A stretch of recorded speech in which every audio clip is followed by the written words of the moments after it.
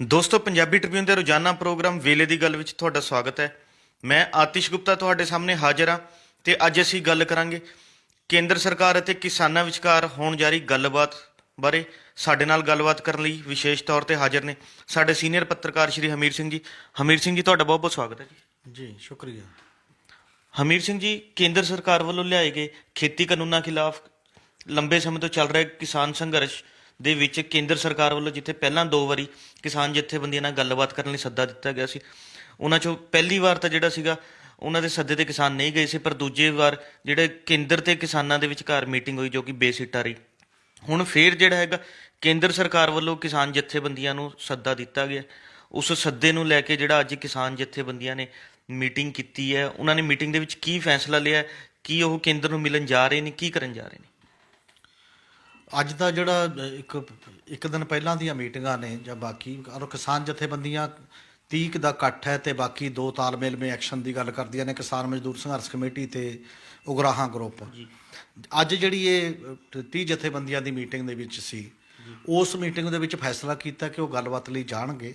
ਉਹਦੇ ਪਿੱਛੇ ਰੀਜਨ ਇਹ ਹੈ, ਕਾਰਨ ਇਹ ਹੈ, ਉਹਨਾਂ ਦਾ ਕਹਿਣਾ ਕਿ ਅਸੀਂ ਇਹ ਮੌਕਾ ਨਹੀਂ ਦੇਣਾ ਚਾਹੁੰਦੇ। ਜਿਹੜੀ ਦਲੀਲ ਪਹਿਲਾਂ ਦਿੱਤੀ ਗਈ ਸੀ ਕਿ ਕੋਈ ਇਹ ਕਹੇ ਕਿ ਸਰਕਾਰ ਗੱਲਬਾਤ ਲਈ ਬੁਲਾ ਰਹੀ ਹੈ ਤੇ ਤੁਸੀਂ ਜਾ ਨਹੀਂ ਰਹੇ ਹੋ, ਔਰ ਉਹੀ ਪਹਿਲਾਂ ਦੀ ਤਰ੍ਹਾਂ ਹੀ ਪੁਰਾਣਾ ਸਟੈਂਡ ਕਿਸਾਨ ਤੇ ਮਜ਼ਦੂਰ ਸੰਘਰਸ਼ ਕਮੇਟੀ ਦਾ ਕਿ ਅਸੀਂ ਨਹੀਂ ਜਾ ਰਹੇ। ਸਾਡੀ ਦਲੀਲ ਇਹ ਹੈ ਕਿ ਦੇਸ਼ ਦਾ ਸਟਰਗਲ ਹੈ, ਦੇਸ਼ ਦੀਆਂ ਦੂਜੀਆਂ ਸੂਬਿਆਂ ਦੇ ਬਾਕੀ ਜਥੇਬੰਦੀਆਂ ਨੂੰ ਵੀ ਬੁਲਾਇਆ ਜਾਣਾ ਚਾਹੀਦਾ। ਇਹ ਕਿਸਾਨਾਂ 'ਚ ਫੁੱਟ ਪਾਉਣ ਦੀ ਗੱਲ ਹੈ, ਉਹਨਾਂ ਦੀ ਦਲੀਲ ਆਪਣੀ ਹੈ। ਔਰ ਉਗਰਾਹਾਂ ਗਰੁੱਪ ਪਹਿਲਾਂ ਵੀ ਮੀਟਿੰਗ ਤਾਂ ਇਕੱਠੀ ਹੋਈ ਪਰ ਆਪਣੇ ਆਪ ਹੀ ਗਏ, ਇਕੱਲੇ ਤੌਰ 'ਤੇ ਉਹਨਾਂ ਦਾ ਸੀਗਾ ਉਸ ਲੈਵਲ 'ਤੇ। ਔਰ ਇਹ ਸਭ ਤੋਂ ਅਸਲ 'ਚ ਮੇਨ ਗੱਲ ਇੱਕ ਤਾਂ ਇਹ ਹੈ ਕਿ ਪੰਜਾਬ ਦੀਆਂ ਹੀ ਕਿਸਾਨ ਜਥੇਬੰਦੀਆਂ 'ਚੋਂ ਜਿਹੜਾ ਇਕੱਲੇ ਅਜੇ ਸਾਂਝਾ ਫੈਸਲਾ ਨਾ ਕਰਨ ਦਾ ਇੱਕ ਕਮਜ਼ੋਰੀ ਹੈ, ਉਹ ਲਗਾਤਾਰ ਚੱਲ ਰਹੀ ਹੈ। ਔਰ ਕੀ ਦਲੀਲ ਹੈ ਕਿ ਨਹੀਂ, ਸਭ ਨੂੰ ਇਕੱਠੇ ਬੈਠ ਕੇ ਰੱਖਣੀ ਚਾਹੀਦੀ ਹੈ ਤੇ ਇਕੱਠੇ ਬੈਠ ਕੇ ਹੀ ਫੈਸਲੇ ਕਰਨੇ ਚਾਹੀਦੇ ਨੇ। ਜਿਸ ਲੈਵਲ ਦਾ ਸੰਘਰਸ਼ ਚੱਲ ਰਿਹਾ ਹੈ, ਜਿਸ ਵੱਡੇ ਪੱਧਰ 'ਤੇ ਤੁਸੀਂ ਉਹਨੂੰ ਲੋਕ ਸੰਘਰਸ਼ ਬਣਾਉਣ ਦੀ ਲੋਕਾਂ ਨੂੰ ਸੱਦਾ ਦੇ ਰਹੇ ਹੋ, ਤੁਸੀਂ ਕਹਿੰਦੇ ਹੋ ਦਲਿਤ ਵੀ ਆਵੇ, ਵਪਾਰੀ ਵੀ ਆਵੇ, ਤੁਸੀਂ ਆਪਸ ਦੇ ਵਿੱਚ ਇਕੱਠੇ ਨਹੀਂ ਬੈਠ ਸਕਦੇ। ਜੇ ਜਿਹੜੀਆਂ 2 ਜਥੇਬੰਦੀਆਂ ਅਲੱਗ-ਅਲੱਗ ਗੱਲ ਕਰ ਰਹੀਆਂ ਨੇ ਫਿਲਹਾਲ, ਉਹਨਾਂ ਨੂੰ ਸੋਚਣਾ ਚਾਹੀਦਾ ਤੇ ਉਹਨਾਂ ਨੂੰ ਸਾਰਿਆਂ ਦੇ ਨਾਲ ਮਿਲ ਕੇ ਹੀ ਗੱਲ ਕਰਨੀ ਚਾਹੀਦੀ ਹੈ। ਫੈਸਲੇ ਇੱਕੋ ਜਿਹੇ ਹੋਣੇ ਚਾਹੀਦੇ ਨੇ, ਕੋਈ ਬਾਹਲਾ ਫਰਕ ਨਹੀਂ ਪੈਂਦਾ। ਜੇ ਕਿਸੇ ਦਾ ਕੋਈ ਵੱਖਰਾ ਵਿਚਾਰ ਹੈ, ਉਹ ਡਿਸੈਂਟਿੰਗ ਨੋਟ ਲਿਖਾ ਸਕਦਾ ਉੱਥੇ ਕਿ ਆਹ ਮੇਰਾ ਵਿਚਾਰ ਹੈ ਤੇ ਮੇਰਾ ਨਹੀਂ ਅਜੇ ਮੰਨਿਆ ਜਾ ਰਿਹਾ। ਔਰ ਇਕੱਲੇ ਮੇਰਾ ਖਿਆਲ ਹੈ ਜਿਹੜੀ ਅੰਦੋਲਨ ਹੁੰਦਾ ਉਹਦੀ ਕਮਜ਼ੋਰੀ ਨਜ਼ਰ ਆਉਂਦੀ ਹੈ। ਜਿਹੜੀ ਗੱਲਬਾਤ ਦਾ ਸਵਾਲ ਹੈ, ਔਰ ਪਹਿਲੇ ਦਿਨ ਜਿਹੜੀ ਗੱਲ ਹੋਈ ਸੀ ਜਦੋਂ ਬੀਜੇਪੀ ਦੇ ਲੀਡਰ ਗਏ ਸੀ, ਇਹ ਸੁਰਜੀਤ ਕੁਮਾਰ ਜੈਣੀ ਦੀ ਅਗਵਾਈ ਦੇ ਵਿੱਚ, ਉਹ ਰਾਜਨਾਥ ਸਿੰਘ ਹੋਣਾ ਨੂੰ ਮਿਲੇ ਸੀ। ਰਾਜਨਾਥ ਸਿੰਘ ਹੋਣਾ ਦੇ ਯਕੀਨ ਦੇ ਉੱਤੇ ਹੀ ਕੁਝ ਕਹਿੰਦੇ ਨੇ ਆਗੂਆਂ ਨਾਲ ਗੱਲ ਕਰਕੇ ਇਹ ਫੈਸਲਾ ਕੀਤਾ ਸੀ ਕਿ ਮੀਟਿੰਗ ਲਈ ਬੁਲਾਇਆ ਜਾਏਗਾ। ਤੇ ਹੁਣ ਦੀ ਮੀਟਿੰਗ 'ਚੋਂ ਰਾਜਨਾਥ ਸਿੰਘ ਗਾਇਬ ਨੇ। ਜਿਹੜੀ ਮੀਟਿੰਗ ਹੋਣੀ ਹੈ, ਮੀਟਿੰਗ 2 ਮੰਤਰੀਆਂ ਨਾਲ ਹੋਣੀ ਹੈ, ਜਿਹੜਾ ਖੇਤੀ ਮੰਤਰੀ ਨੇ ਉਹਨਾਂ ਦੇ ਨਾਲ ਨਰਿੰਦਰ ਤੋਮਰ, ਤੇ ਜਿਹੜਾ ਪਿਊਸ਼ ਗੋਇਲ ਜਿਹੜਾ ਰੇਲਵੇ ਮੰਤਰੀ ਉਹਦੇ ਨਾਲ। ਤੇ ਇਹਦੇ 'ਚੋਂ ਇਹ ਨਜ਼ਰ ਆਉਂਦਾ ਕਿ ਇਹਦਾ ਮਤਲਬ ਉਹ ਗੰਭੀਰਤਾ ਨਹੀਂ ਜਿਹੜੀ ਜੇ ਤੁਸੀਂ ਕਮਿਟਮੈਂਟ ਕੀਤੀ ਸੀ ਐਜ ਰੱਖਿਆ ਮੰਤਰੀ ਰਾਜਨਾਥ, ਔਰ ਸੀਨੀਅਰ ਲੀਡਰ ਬੀਜੇਪੀ ਦੇ ਪ੍ਰਧਾਨ ਵੀ ਰਹੇ ਨੇ, ਇੱਕ ਵੱਡੇ ਕੱਦ ਦੇ ਆਗੂ ਸੀ, ਤੇ ਉਹਨਾਂ ਦਾ ਵਾਪਸ ਜਾਣਾ ਇਹ ਚੰਗਾ ਮਤਲਬ ਸੰਕੇਤ ਨਹੀਂ ਹੈ। ਦੂਸਰੀ ਗੱਲ ਇਹ ਸੀ ਕਿ ਉਸੇ ਦੇ ਵਿੱਚ ਹੀ ਫਿਰ ਤੁਸੀਂ ਜਿਹੜੀਆਂ ਪਾਬੰਦੀਆਂ ਲਾਈਆਂ ਹੋਈਆਂ ਨੇ ਕਿ ਰੇਲ ਨਹੀਂ ਜਾਏਗੀ, ਔਰ ਇਹਦੇ ਬਾਵਜੂਦ ਕਿ ਮੁੱਖ ਮੰਤਰੀ ਨੇ ਲਿਖ ਕੇ ਦੇ ਦਿੱਤਾ, ਇਹਦੇ ਬਾਵਜੂਦ ਕਿ ਕਿਸਾਨ ਉਹਨਾਂ ਰੇਲਵੇ ਸਟੇਸ਼ਨਾਂ ਤੋਂ ਵੀ ਪਿੱਛੇ ਚਲੇ ਗਏ ਨੇ, ਪਹਿਲਾਂ ਉਹਦੇ 'ਚ ਸੀ, ਫਿਰ ਵੀ ਤੁਸੀਂ ਰੇਲ ਨਹੀਂ ਚਲਾ ਰਹੇ। ਉਹਦੇ 'ਚੋਂ ਵੀ ਮਤਲਬ ਇਹ ਗੱਲ ਆਉਂਦੀ ਹੈ ਕਿ ਅਜੇ ਪੂਰੀ ਤਰ੍ਹਾਂ ਕੋਈ ਬਹੁਤ ਜ਼ਿਆਦਾ ਮਾਹੌਲ ਨਹੀਂ ਬਣਾ ਰਹੇ ਗੱਲਬਾਤ ਲਈ, ਜਿਹੜਾ ਮਾਹੌਲ ਬਣਨਾ ਚਾਹੀਦਾ। ਫਿਰ ਵੀ ਗੱਲਬਾਤ ਲਈ ਜਾਣਾ ਇੱਕ ਠੀਕ ਹੈ, ਕੀ ਨਿਕਲਦਾ ਕੀ ਨਹੀਂ ਉਹਦੇ 'ਚੋਂ ਇਹ ਸੰਕੇਤ ਤਾਂ ਮਿਲਦੇ ਨੇ ਕਿ ਫਿਲਹਾਲ ਕੋਈ ਬਹੁਤ ਜ਼ਿਆਦਾ ਮਤਲਬ ਨਤੀਜਾ ਨਿਕਲਣ ਦੇ ਆਸਾਰ ਘੱਟ ਲੱਗਦੇ ਨੇ। ਉਹ ਇਸ ਗੱਲ 'ਚੋਂ ਵੀ ਘੱਟ ਲੱਗਦੇ ਨੇ ਜਿਵੇਂ ਪ੍ਰਧਾਨ ਮੰਤਰੀ ਨੇ 2 ਦਿਨ ਪਹਿਲਾਂ ਹੀ ਬਿਆਨ ਦਿੱਤਾ ਹੈ ਕਿ ਅਸੀਂ ਜਿਹੜੇ ਕਾਨੂੰਨ ਬਣਾਏ ਨੇ, ਔਰ ਜਿਵੇਂ ਕਿ ਪਹਿਲਾਂ ਬੀਜੇਪੀ ਵਾਲੇ ਦੂਜੇ ਲੀਡਰ ਵੀ ਕਹਿੰਦੇ ਰਹੇ ਨੇ, ਇਹ ਕਿਸਾਨਾਂ ਦੇ ਹਿੱਤ ਦੇ ਵਿੱਚ ਨੇ ਤੇ ਇਸ ਲਈ ਕਿਸਾਨਾਂ ਨੂੰ ਸਮਝਾਉਣਾ। ਜੇ ਤਾਂ ਸਮਝਾਉਣ ਦਾ ਹੀ ਹਜੇ ਤੱਕ ਮਾਮਲਾ ਖੜਾ ਹੈ, ਫਿਰ ਤਾਂ ਕੁਝ ਨਹੀਂ ਹੋਣਾ ਉਹਦੇ 'ਚੋਂ। ਜੇ ਇੱਕ ਦੂਜੇ ਦੀ ਗੱਲ ਦੇ ਕਦਰ ਕਰਨ ਦਾ ਸਵਾਲ ਹੈ ਤੇ ਇੱਕ ਦੂਜੇ ਤੋਂ ਦਲੀਲਾਂ ਸੁਣਨ ਦਾ ਸਵਾਲ ਹੈ, ਕਿਹਨੂੰ ਕੀ ਨਹੀਂ ਠੀਕ ਲੱਗਦਾ ਤੇ ਉਹਦੀ ਗੱਲ 'ਚ ਵਜਨ ਹੈ ਤਾਂ ਮੰਨਣ ਦਾ ਸਵਾਲ ਹੈ, ਤਾਂ ਅਲੱਗ ਤਰ੍ਹਾਂ ਦੀ ਪੋਲੀਟੀਕਲ ਸਰਕਲਾਂ 'ਚ ਇਸ ਲਈ ਵੀ ਸੋਚਿਆ ਜਾ ਰਿਹਾ ਰਾਜਨੀਤਿਕ ਖੇਤਰਾਂ ਦੇ ਵਿੱਚ ਕਿ ਬਿਹਾਰ ਜਿੱਤਣ ਤੋਂ ਬਾਅਦ ਬੀਜੇਪੀ ਸ਼ਾਇਦ ਹੋਰ ਅਲੱਗ-ਅਲੱਗ ਤਰ੍ਹਾਂ, ਜਿਵੇਂ ਪੰਜਾਬ ਦੇ ਬੀਜੇਪੀ ਦੇ ਲੀਡਰ ਇੱਥੇ ਗੱਲਾਂ ਕਰ ਰਹੇ ਨੇ ਉਦੋਂ ਬਾਅਦ ਟੀਵੀ ਚੈਨਲਾਂ ਦੇ ਉੱਤੇ ਕਿ ਹੁਣ ਪੰਜਾਬ ਵੀ ਅਸੀਂ ਪੂਰੇ ਦਾ ਪੂਰਾ ਇਕੱਲੇ ਜਿੱਤਾਂਗੇ ਜਿਵੇਂ ਬਿਹਾਰ ਜਿੱਤੇ ਹੈ, ਉਹ ਸਾਰੀਆਂ ਗੱਲਾਂ ਕਿਤੇ ਨਾ ਕਿਤੇ ਹੰਕਾਰ ਤੇ ਹਉਮੈ ਵੱਲ ਲੈ ਕੇ ਜਾਂਦੀਆਂ ਨੇ। ਉਹ ਗੱਲਾਂ ਅਜੇ ਕਿਸਾਨ ਅੰਦੋਲਨ ਨੂੰ ਹੋਰ ਰੂਪ ਚ ਲੈਂਦੀਆਂ ਨੇ ਤੇ ਅਜੇ ਤੱਕ ਬੀਜੇਪੀ ਦੀ ਲੀਡਰਸ਼ਿਪ ਚੋਂ ਵੱਡਾ ਹਿੱਸਾ ਇਹ ਮੰਨ ਨਹੀਂ ਰਿਹਾ ਕਿ ਇਹ ਕਿਸਾਨ ਅੰਦੋਲਨ ਹੈ। ਵੱਡਾ ਹਿੱਸਾ ਅਜੇ ਮੰਨ ਲਿਆ ਕਿ ਇਹ ਕਾਂਗਰਸ ਦਾ ਮਤਲਬ ਭੜਕਾਇਆ ਹੋਇਆ ਇੱਕ ਅੰਦੋਲਨ ਹੈ। ਕਾਂਗਰਸ ਦੇ ਝੰਡਿਆਂ ਦੀ ਬਜਾਏ ਉਹਨਾਂ ਨੂੰ ਕਿਸਾਨ ਝੰਡੇ ਫੜਾ ਦਿੱਤੇ ਗਏ ਨੇ। ਪਹਿਲਾਂ ਕਿਸੇ ਚੀਜ਼ ਬਾਰੇ ਜ਼ਮੀਨੀ ਤੌਰ ਤੇ ਹਕੀਕੀ ਤੌਰ ਤੇ ਸਮਝਣਾ ਤੇ ਉਹਨੂੰ ਮੰਨਣਾ ਹੁੰਦਾ, ਉਸ ਤੋਂ ਬਾਅਦ ਅਗਲੀ ਗੱਲ ਤੁਰਦੀ ਹੈ। ਇਹ ਗੱਲਬਾਤ ਦੇ ਵਿੱਚ ਇਹ ਕਮਜ਼ੋਰੀਆਂ ਸਾਫ਼ ਦਿਖਾਈ ਦੇ ਰਹੀਆਂ ਨੇ ਜਿਹਦੇ ਚੋਂ ਲੱਗਦਾ, ਪਰ ਫਿਰ ਵੀ ਹਰ ਗੱਲ ਜਮਹੂਰੀਅਤ ਦੇ ਵਿੱਚ ਹਰ ਗੱਲਬਾਤ ਦਾ ਸਵਾਗਤ ਕਰਨਾ ਚਾਹੀਦਾ ਔਰ ਗੱਲਬਾਤ ਲਈ ਜਾਣਾ ਤੇ ਗੱਲਬਾਤ ਦੇ ਵਿੱਚ ਜਾ ਕੇ ਆਪੋ ਆਪਣਾ ਵਿਊ ਪੁਆਇੰਟ ਰੱਖਣਾ। ਜੇ ਨਹੀਂ ਸਹਿਮਤੀ ਹੁੰਦੀ ਤਾਂ ਨਾ ਸਹਿਮਤੀ ਦੇਣਾ, ਜੇ ਸਹਿਮਤੀ ਹੁੰਦੀ ਹੈ ਸਹਿਮਤੀ ਦੇਣਾ। ਇਹ ਗੱਲ ਦੀ ਮਹੱਤਵ ਇਹੀ ਹੈ ਕਿ ਕੱਲ੍ਹ ਨੂੰ ਦੋਨਾਂ ਧਿਰਾਂ ਦੀ ਇੱਕ ਵਾਰ ਮੀਟਿੰਗ ਮੰਤਰੀ ਪੱਧਰ ਤੇ ਹੋ ਰਹੀ ਹੈ ਪਹਿਲੀ ਵਾਰ। ਹਮੀਰ ਸਿੰਘ ਜੀ, ਮੈਂ ਤੁਹਾਨੂੰ ਟੋਕਣਾ ਚਾਹਾਂਗਾ ਵੀ ਕਿ ਕੇਂਦਰ ਸਰਕਾਰ ਵੱਲੋਂ ਕਿਸਾਨ ਜਥੇਬੰਦੀਆਂ ਨੂੰ ਤਾਂ ਗੱਲਬਾਤ ਲਈ ਸੱਦਾ ਦਿੱਤਾ ਗਿਆ, ਕਿ ਉਹਨਾਂ ਵੱਲੋਂ ਸੂਬਾ ਸਰਕਾਰ ਨਾਲ ਵੀ ਗੱਲਬਾਤ ਲਈ ਕੋਈ ਤਾਲਮੇਲ ਕਰਨ ਦੀ ਕੋਸ਼ਿਸ਼ ਕੀਤੀ ਹੈ? ਬਿਲਕੁਲ, ਜਿਵੇਂ ਕਿਸਾਨ ਜਥੇਬੰਦੀਆਂ ਦੇ ਲੀਡਰਾਂ ਦੇ ਨਾਂ ਤੇ ਚਿੱਠੀ ਆਈ ਹੈ, ਖੇਤੀਬਾੜੀ ਸਕੱਤਰ ਨੂੰ FCD ਜਿਹਨੂੰ ਕਿਹਾ ਜਾਂਦਾ ਹੈ ਪੰਜਾਬ ਦੇ ਵਿੱਚ ਜਿਹੜਾ ਖੇਤੀਬਾੜੀ ਦੇਖਦਾ, ਉਹਨੂੰ ਵੀ ਚਿੱਠੀ ਆਈ ਹੈ ਤੇ ਉਹ ਚਿੱਠੀ ਦੇ ਵਿੱਚ ਲਿਖਿਆ ਗਿਆ ਕਿ ਪੰਜਾਬ ਸਰਕਾਰ ਦੀ ਨੁਮਾਇੰਦਗੀ ਵੀ ਉਹਦੇ 'ਚ ਹੋਣੀ ਹੈ। ਹੁਣ ਪੰਜਾਬ ਸਰਕਾਰ ਵੱਲੋਂ FCD ਸੈਕਟਰੀ ਪੱਧਰ ਤੇ ਖੁਦ ਅਧਿਕਾਰੀ ਜਾਂਦੇ ਨੇ ਜਾਂ ਉਦੋਂ ਹੇਠਲੇ ਡਾਇਰੈਕਟਰ ਪੱਧਰ ਤੇ ਜਾਂ ਬਾਕੀ ਅਧਿਕਾਰੀਆਂ ਨੂੰ ਭੇਜਿਆ ਜਾਂਦਾ, ਇਹ ਅਲੱਗ ਸਵਾਲ ਹੈ। ਦੂਜਾ ਸਵਾਲ ਇਹ ਵੀ ਹੈ ਕਿ ਕੀ ਪੰਜਾਬ ਸਰਕਾਰ ਉੱਥੇ ਜਾ ਕੇ ਆਪਣਾ ਪੁਆਇੰਟ ਆਫ ਵਿਊ ਵੀ ਰੱਖੇਗੀ ਜਾਂ ਕੇਵਲ ਦੋਨਾਂ ਦੀ ਗੱਲਬਾਤ ਸੁਣ ਕੇ ਆ ਜਾਏਗੀ? ਔਰ ਜੇ ਰੱਖਣੀ ਹੈ ਤਾਂ ਇਹਦੇ 'ਚ ਜ਼ਰੂਰ ਇੱਕ ਵਜ਼ਨਦਾਰ ਤਰੀਕੇ ਦੇ ਨਾਲ, ਮੇਰਾ ਖਿਆਲ ਹੈ ਜਿੰਨੀ ਕਿ ਮੇਰੀ ਸੂਚਨਾ ਕਿ ਚੀਫ ਮਿਨਿਸਟਰ ਨੇ ਸ਼ਾਇਦ ਇਹ ਸੰਕੇਤ ਦਿੱਤਾ ਹੈ ਉਹਨਾਂ ਨੂੰ ਜਿਹੜੇ ਜਾਣਗੇ ਵੀ ਕਿ ਤੁਸੀਂ ਆਪਣੀ ਗੱਲ ਠੋਸ ਰੂਪ 'ਚ ਆਪਣੇ ਪੁਆਇੰਟ ਰੱਖਣੇ ਚਾਹੀਦੇ ਨੇ। ਉੱਥੇ ਵੀ ਜਿਹੜੀ ਗੱਲਬਾਤ ਮੰਤਰੀਆਂ ਦੇ ਸਾਹਮਣੇ ਹੋਏਗੀ ਉਹਦੇ 'ਚ ਦੋ ਮੋਟੀਆਂ ਗੱਲਾਂ ਨੇ। ਮੋਟੀਆਂ ਗੱਲਾਂ ਇਹ ਨੇ ਕਿ ਜਦੋਂ ਚੀਫ ਮਿਨਿਸਟਰ ਤੇ MP ਪੰਜਾਬ ਦੇ ਵੱਖ-ਵੱਖ ਰੇਲਵੇ ਮਿਨਿਸਟਰ ਨੂੰ ਮਿਲ ਚੁੱਕੇ ਨੇ ਤੇ ਬਾਕੀਆਂ ਨੂੰ ਮਿਲ ਚੁੱਕੇ ਨੇ, ਤਾਂ ਰੇਲ ਕਿਉਂ ਨਹੀਂ ਚੱਲਦੀ, ਇਹ ਪੰਜਾਬ ਸਰਕਾਰ ਦਾ ਰੋਸ ਇਸ ਮੀਟਿੰਗ 'ਚ ਵੀ ਉਭਰਨਾ ਚਾਹੀਦਾ ਉਸੇ ਗੱਲ ਕਰਕੇ। ਦੂਜੀ ਗੱਲ ਉਹ ਇਸ ਕਰਕੇ ਉਭਰਨਾ ਚਾਹੀਦਾ ਕਿ ਸਾਡੇ ਨਾਲ ਬਿਨਾਂ ਸਹਿਮਤੀ ਤੋਂ ਤੁਸੀਂ ਉਹ ਕਾਨੂੰਨ ਬਣਾਤੇ ਨੇ।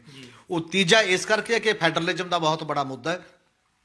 ਤੁਸੀਂ ਰਾਜਾਂ ਨੂੰ ਬਾਈਪਾਸ ਕਰਕੇ ਆਪਣੀਆਂ ਗੱਲਾਂ ਜਿਹੜੀਆਂ ਚਲਾ ਰਹੇ ਹੋ ਤੇ ਆਪਣੇ ਤਰੀਕੇ ਨਾਲ ਖੇਤੀਬਾੜੀ ਨੂੰ ਵੀ ਤੇ ਉਹਦੇ ਵਪਾਰ ਨੂੰ ਵੀ ਸਾਰਿਆਂ ਨੂੰ ਸੈਂਟਰਲਾਈਜ਼ ਕਰ ਲਿਆ। ਇਹ ਨਹੀਂ ਹੈ ਬਰਦਾਸ਼ਤ ਕਰਨਯੋਗ। ਇਹ ਪੋਲੀਟੀਕਲ ਇਸ਼ੂ ਹੈ ਸਟੇਟ ਵਰਸਜ ਕੇਂਦਰ। ਇਸ ਲਈ ਪੰਜਾਬ ਸਰਕਾਰ ਦਾ ਇਹ ਫਰਜ਼ ਬਣਦਾ ਕਿ ਉਸ ਗੱਲਬਾਤ ਦੇ ਵਿੱਚ ਜਿਹੜੇ ਅਧਿਕਾਰੀ ਜਾਣਗੇ ਕਿ ਉਹ ਆਪਣਾ ਸਟੈਂਡ ਲੈਣ। ਕਿਸਾਨਾਂ ਦਾ ਆਪਣਾ ਫਰਜ਼ ਬਣਦਾ ਤੇ ਕਿ ਇਹਦੇ ਨਾਲ ਹੀ ਜੁੜੇ ਹੋਏ ਜਿਹੜੇ ਸਟੈਂਡ ਨੇ ਉਹ ਘੱਟੋ ਘੱਟ ਸਮਰਥਨ ਮੁੱਲ ਦਾ ਵੀ ਆ, ਉਹ ਫੈਡਰਲਿਜ਼ਮ ਦਾ ਵੀ ਆ, ਉਹ ਬਾਕੀ ਹੈ ਕੀ ਦਿੰਦੇ ਨੇ। ਪਹਿਲਾਂ ਮੰਗ ਪੱਤਰ ਇੱਕ ਦੇ ਕੇ ਆਏ ਨੇ ਵੱਖ-ਵੱਖ ਮੰਗਾਂ ਵਾਲਾ, ਤੇ ਹੁਣ ਵੀ ਅੱਗੇ ਮੇਰਾ ਖਿਆਲ ਹੈ ਇਸੇ ਤੇ ਹੀ ਗੱਲਬਾਤ ਜਿਹੜੀ ਉਸ ਰੂਪ ਦੇ ਵਿੱਚ ਚੱਲਣੀ ਹੈ। ਉਹ ਕਹਿ ਰਹੇ ਕਿ ਨਵਾਂ ਕਾਨੂੰਨ ਬਣਾਇਆ ਜਾਣਾ ਚਾਹੀਦਾ। ਵਿਧਾਨ ਸਭਾ ਨੇ ਵੀ ਪੰਜਾਬ ਦੀ ਨੇ ਇਹੀ ਪਾਸ ਕੀਤਾ ਕਿ ਨਵਾਂ ਕਾਨੂੰਨ ਬਣੇ ਜਿਹੜਾ ਘੱਟੋ ਘੱਟ ਸਮਰਥਨ ਮੁੱਲ ਦੀ ਗਰੰਟੀ ਕਰੇ ਤੇ ਇਸ ਤੋਂ ਬਾਅਦ ਬਾਕੀ ਦੀਆਂ ਫਸਲਾਂ ਦੇ ਮਾਮਲੇ ਦੇ ਵਿੱਚ ਵੀ ਗੌਰਮੈਂਟ ਨੂੰ ਗਰੰਟੀ ਕਰਨੀ ਚਾਹੀਦੀ ਹੈ। ਪਰ ਇਹਦੇ ਨਾਲ ਫੈਡਰਲਿਜ਼ਮ ਦਾ ਇੱਕ ਇਸ਼ੂ ਬੜਾ ਵੱਡਾ ਇਸ਼ੂ ਹੈ। ਇਹਦੇ 'ਚ ਪੰਜਾਬ ਸਰਕਾਰ ਤੇ ਪੰਜਾਬ ਕਿਸਾਨ ਜਥੇਬੰਦੀਆਂ ਦੋਨੋਂ ਜਾਣਗੀਆਂ। ਇਸ ਕਰਕੇ ਕੱਲ੍ਹ ਦੀ ਮੀਟਿੰਗ ਹੋਰ ਵੀ ਮਹੱਤਵਪੂਰਨ ਹੋ ਰਹੀ ਹੈ। ਜੀ ਹਮੀਰ ਸਿੰਘ ਜੀ, ਜਿਵੇਂ ਤੁਸੀਂ ਵੀ ਜ਼ਿਕਰ ਕੀਤਾ ਹੈ ਤੇ ਕਿਸਾਨ ਆਗੂ ਵੀ ਕਹਿ ਰਹੇ ਨੇ ਵੀ ਕੇਂਦਰ ਸਰਕਾਰ ਵੱਲੋਂ ਜਿਹੜਾ ਸੀ ਰੇਲ ਗੱਡੀਆਂ ਚਲਾ ਕੇ ਇੱਕ ਮਾਹੌਲ, ਇਸ ਮੀਟਿੰਗ ਦਾ ਮਾਹੌਲ ਬਣਾਉਣ ਦੀ ਕੋਸ਼ਿਸ਼ ਕਰਨੀ ਸੀ, ਪਰ ਕੇਂਦਰ ਸਰਕਾਰ ਵੱਲੋਂ ਤਰ੍ਹਾਂ ਤਰ੍ਹਾਂ ਦੀ ਦਲੀਲਾਂ ਦੇ ਕੇ ਹਾਲੇ ਤੱਕ ਕੋਈ ਮਾਲ ਗੱਡੀ, ਕੋਈ ਪੈਸੇਂਜਰ ਮੁਸਾਫਰ ਗੱਡੀ ਜਿਹੜੀ ਹੈਗੀ ਹੈ ਪੰਜਾਬ ਦੇ ਵਿੱਚ ਚਲਾਈ ਨਹੀਂ ਗਈ। ਉਹਨਾਂ ਵੱਲੋਂ ਤਰ੍ਹਾਂ ਤਰ੍ਹਾਂ ਦੀ ਦਲੀਲਾਂ ਦਿੱਤੀਆਂ ਜਾ ਰਹੀਆਂ। ਜਿਹੜੀਆਂ ਕੇਂਦਰ ਸਰਕਾਰ ਵੱਲੋਂ ਇਹ ਗੱਡੀਆਂ ਨਾ ਚਲਾਉਣ ਸੰਬੰਧੀ ਦਲੀਲਾਂ ਦਿੱਤੀਆਂ ਜਾ ਰਹੀਆਂ, ਉਹ ਕਿੰਨੀਆਂ ਕੁ ਵਾਜਬ ਨੇ?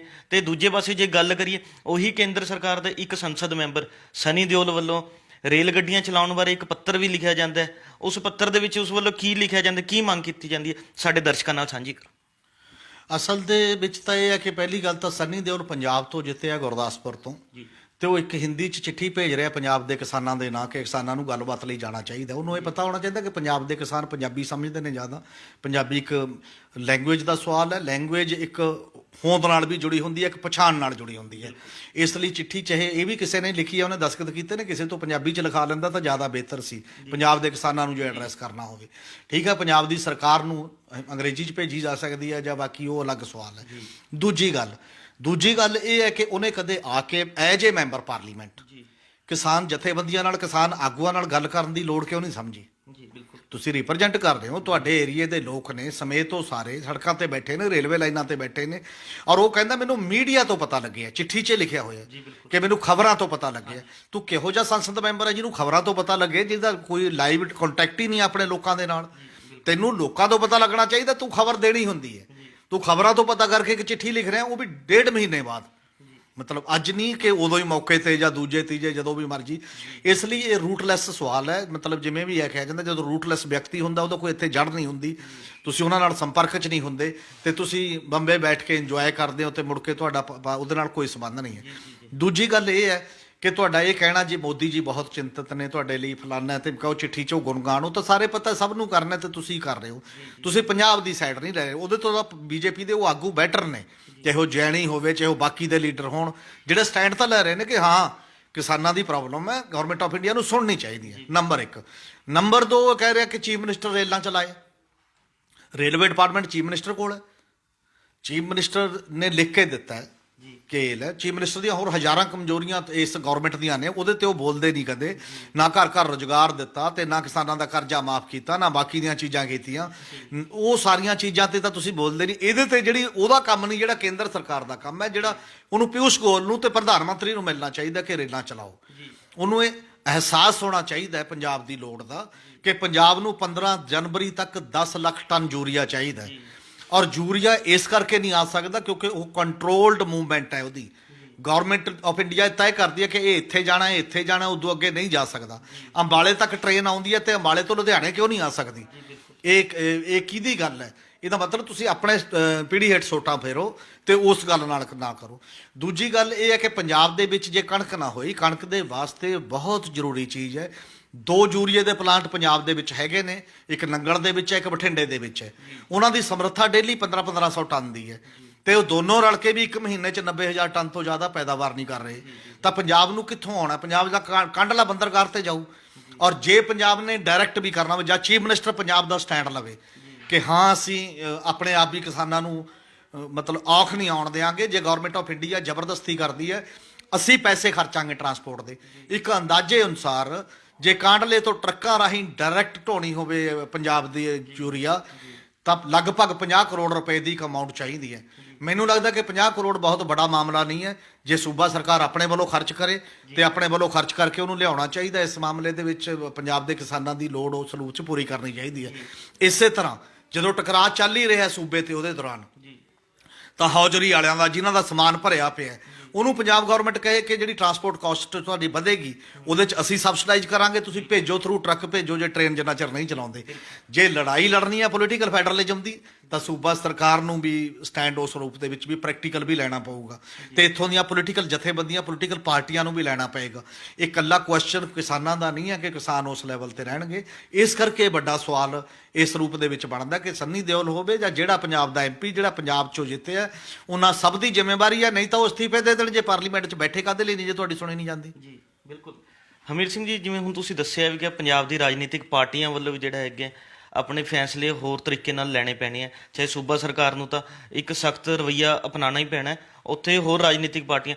ਇਸ ਕਿਸਾਨ ਸੰਘਰਸ਼ ਦੇ ਵਿੱਚ ਆਪਾਂ ਗੱਲ ਕਰੀਏ, ਇਸ ਮੌਜੂਦਾ ਟਾਈਮ ਦੇ ਵਿੱਚ ਰਾਜਨੀਤਿਕ ਪਾਰਟੀਆਂ ਦੀ ਭੂਮਿਕਾ ਕਿਹੋ ਜਿਹੀ ਰਹੀ ਜਾ ਰਹੀ ਹੈ? ਭਾਰਤੀ ਜਨਤਾ ਪਾਰਟੀ ਨੇ ਤਾਂ 2 ਦਿਨਾਂ ਤੋਂ ਦੱਸਤਾ ਵੀ ਕਿ ਅਸੀਂ ਬਿਹਾਰ ਇਲੈਕਸ਼ਨ ਜਿੱਤ ਗਏ ਤਾਂ ਅਸੀਂ ਕੱਲ੍ਹ ਨੂੰ ਪੰਜਾਬ ਇਲੈਕਸ਼ਨ ਵੀ ਆਪਣੇ ਦਮ ਤੇ ਜਿੱਤ ਜਾਵਾਂਗੇ। ਤੇ ਬਾਕੀ ਜਿਹੜੀ ਰਾਜਨੀਤਿਕ ਪਾਰਟੀਆਂ ਉਹ ਵੀ ਗੱਲ ਤਾਂ ਸਾਰੀ 2022 ਦੀ ਵਿਧਾਨ ਸਭਾ ਚੋਣਾਂ ਨੂੰ ਦੇਖਦੇ ਹੋਏ ਕਰ ਰਹੀਆਂ। ਇਹਨਾਂ ਸਭ ਦੀ ਭੂਮਿਕਾ ਨੂੰ ਤੁਸੀਂ ਕਿਵੇਂ ਦੇਖਦੇ ਹੋ?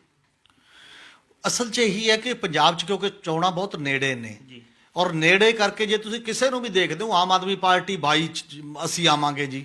ਸੁਖਬੀਰ ਬਾਦਲ ਰੋਜ਼ ਜਿੱਥੇ ਰੈਲੀ ਕਰਦਾ ਕਹਿੰਦਾ ਵੀ ਜੇ ਮੈਂ ਗਿਆ ਦੁਆਬੇ 'ਚ ਜਾਂਦਾ, ਉਹ ਕਹਿੰਦਾ ਜੀ ਗੁਰੂ ਰਵਿਦਾਸ ਦੀ ਯਾਦਗਾਰ ਮੈਂ ਬਸ ਚਮਚਮਾਉਂਦੀ ਬਣਾ ਦੂੰਗਾ। ਕਦੇ ਕਹਿੰਦਾ ਅੰਮ੍ਰਿਤਸਰ ਦੇ ਵਿੱਚ ਤਾਂ ਬਸ ਮੈਂ ਐਵੇਂ ਕਰ ਦੂੰਗਾ, 22 'ਚ ਆਪਣੀ ਸਰਕਾਰ ਆਉਣ ਵਾਲੀ ਜਾਂ ਮੈਂ ਆਹ ਕਰ ਦੂੰਗਾ। ਮਤਲਬ ਫੋਬੀਆ ਹੋ ਗਿਆ ਲੀਡਰਸ਼ਿਪ ਨੂੰ 22 ਦਾ। ਤੇ ਕਾਂਗਰਸ ਨੂੰ ਐ ਲੱਗਦਾ ਕਿ ਉਹ ਪੁੱਠੇ ਰਾਹ ਦੋਨੋਂ ਪੈ ਗਏ, ਆਪਣੇ ਬੈਠੇ ਬਿਠਾਏ ਬਿਨਾਂ ਕੰਮ ਕਰੇ ਹੀ ਆਪਣਾ ਤੁੱਕਾ ਲੱਗਣ ਵਾਲਾ। ਤੇ ਸੀਰੀਅਸ ਜਿੰਨਾ ਸਵਾਲ ਹੈ, ਜੇ ਤੁਸੀਂ ਕਹਿੰਦੇ ਹੋ ਇਹ ਪੰਜਾਬ ਦੀ ਹੋਂਦ ਦਾ ਸਵਾਲ ਹੈ, ਤਾਂ ਪੋਲੀਟੀਕਲ ਪਾਰਟੀਆਂ ਦੀ ਆਲ ਪਾਰਟੀ ਮੀਟਿੰਗ ਬੁਲਾ ਕੇ ਉਹਦੇ 'ਚ ਰਣਨੀਤੀ ਕਿਉਂ ਨਹੀਂ ਬਣਾਈ ਜਾ ਰਹੀ? ਉਹਦੇ 'ਚ ਰਣਨੀਤੀ ਬਣਾ ਕੇ ਸੜਕ ਦੀ ਲੜਾਈ ਕੌਣ ਲੜੇਗਾ, ਜੇਲ੍ਹਾਂ 'ਚ ਕੌਣ ਜਾਏਗਾ, ਜਦੋਜਹਿਦ ਕੌਣ ਕਰੇਗਾ ਪੋਲੀਟੀਕਲੀ। ਇਹ ਇਕੱਲਾ ਬੈਠ ਕੇ ਕੁਰਸੀ ਮਾਨਣ ਦਾ ਸਵਾਲ ਨਹੀਂ ਹੈ। ਤੇ ਜੇ ਐਡਾ ਵੱਡਾ ਫੈਡਰਲ ਫਰੰਟ ਬਣਨਾ, ਫੈਡਰਲ ਸਿਸਟਮ ਬਣਨਾ, ਤਾਂ ਦੇਸ਼ ਦੀਆਂ ਵੀ ਇਹੋ ਜਿਹੀਆਂ ਪਾਰਟੀਆਂ ਨੂੰ ਨਾਲ ਰਲਾਉਣਾ ਪਏਗਾ ਜਿਵੇਂ ਕੁਝ ਚੀਜ਼ਾਂ ਪੋਜ਼ਿਟਿਵ ਹੋਈਆਂ ਨੇ। ਜਿਵੇਂ 12 ਸਟੇਟਾਂ ਨੇ ਤਾਂ ਬਿਜਲੀ ਬਿੱਲ ਦਾ ਵਿਰੋਧ ਲਿਖਤੀ ਤੌਰ ਤੇ ਕੀਤਾ ਹੋਇਆ, ਐਜੂਕੇਸ਼ਨ ਪਾਲਿਸੀ 'ਚ ਲਿਖਤੀ ਤੌਰ ਤੇ ਗਿਆ। ਹੁਣ CBI ਦੀ ਕੰਸੈਂਟ ਜਿਹੜੀ ਹੈ ਅਨਕੰਡੀਸ਼ਨਲ ਕੰਸੈਂਟ 7 ਸਟੇਟਾਂ ਨੇ ਵਾਪਸ ਲੈ ਲਈ ਹੈ। ਇਹ ਸਾਰੇ ਉਹ ਚਿੰਨ੍ਹ ਨੇ ਜਿਹੜੇ ਇਹ ਦਰਸਾਉਂਦੇ ਨੇ ਕਿ ਪਾਵਰ ਦੇ ਕੇਂਦਰੀਕਰਨ ਦੇ ਖਿਲਾਫ ਸਟੇਟਾਂ ਦਾ ਰੋਲ ਹੈ, ਸਟੇਟਾਂ ਦੇ ਅੰਦਰ ਗੁੱਸਾ ਵੱਧਦਾ ਜਾ ਰਿਹਾ ਹੈ। ਪਰ ਉਹਨਾਂ ਸਟੇਟਾਂ ਨੂੰ ਆਰਗੇਨਾਈਜ਼ ਕਰਨਾ, ਉਹਨਾਂ ਸਟੇਟਾਂ ਨੂੰ ਜਥੇਬੰਦ ਕਰਨਾ, ਉਹਨਾਂ ਸਿਆਸੀ ਧਿਰਾਂ ਨੂੰ ਜਥੇਬੰਦ ਕਰਨਾ, ਇਹ ਤਾਂ ਸਿਆਸੀ ਧਿਰਾਂ ਦੀ ਲੋੜ ਹੈ ਜੀ। ਬਿਲਕੁਲ। ਕਿਸਾਨੀ ਅੱਗੇ ਹੁਣ 26 ਤੇ 27 ਦਾ ਦਿੱਲੀ ਦੇ ਵਿੱਚ ਉਹਨਾਂ ਤੇ ਰੋਕ ਲਾਤੀ ਹੈ, ਇਹ ਕਹਿ ਕੇ ਕਿ ਜੀ ਉੱਥੇ ਤਾਂ ਕਰੋਨਾ ਫੈਲ ਜਾਊਗਾ। ਤੇ ਕਰੋਨਾ ਬਿਹਾਰ ਦੀਆਂ ਵੱਡੀਆਂ ਰੈਲੀਆਂ 'ਚ ਨਹੀਂ ਫੈਲਿਆ, ਕਰੋਨਾ ਹੁਣ ਹੋਰ ਜਿਹੜੇ ਬਾਕੀ ਦੇ ਥਾਂ ਬੈਠੇ ਨੇ ਉੱਥੇ ਨਹੀਂ ਫੈਲਿਆ। ਨਾਲੇ ਇਹਨਾਂ ਨੇ ਤਾਂ ਇੱਕ ਲਿਮਟਿਡ ਜਗ੍ਹਾ ਜਾਣਾ, ਰਾਮਲੀਲਾ ਗਰਾਊਂਡ 'ਚ ਰੈਲੀ ਕਰਕੇ ਆ ਜਾਣਾ। ਦਿੱਲੀ ਦੇ ਬੰਦਿਆਂ ਨੂੰ ਥੋੜੀ ਧੱਕੇ ਨਾਲ ਹੱਥ ਲਾਉਣਾ ਕਿ ਤੁਹਾਨੂੰ ਅਸੀਂ ਕਰੋਨਾ ਫੈਲਾ ਕੇ ਚਲੇ ਜਾਵਾਂਗੇ। ਇਸ ਲਈ ਕੱਲਾ ਉਸ ਦੇ ਨਾਂ ਤੇ ਨਹੀਂ ਇਹ ਸਵਾਲ। ਔਰ ਕੱਲ੍ਹ ਹੀ ਬੀਜੇਪੀ ਦੇ ਦਫ਼ਤਰ 'ਚ ਜਦੋਂ ਮੋਦੀ ਸਾਹਿਬ ਭਾਸ਼ਣ ਦੇ ਰਹੇ ਸੀ, ਜਦੋਂ ਸੈਂਕੜੇ ਬੰਦੇ ਖੜ ਕੇ ਸੁਣ ਰਹੇ ਸੀ, ਉਸ 'ਚ ਉਦੋਂ ਕਰੋਨਾ ਨਹੀਂ ਸੀ।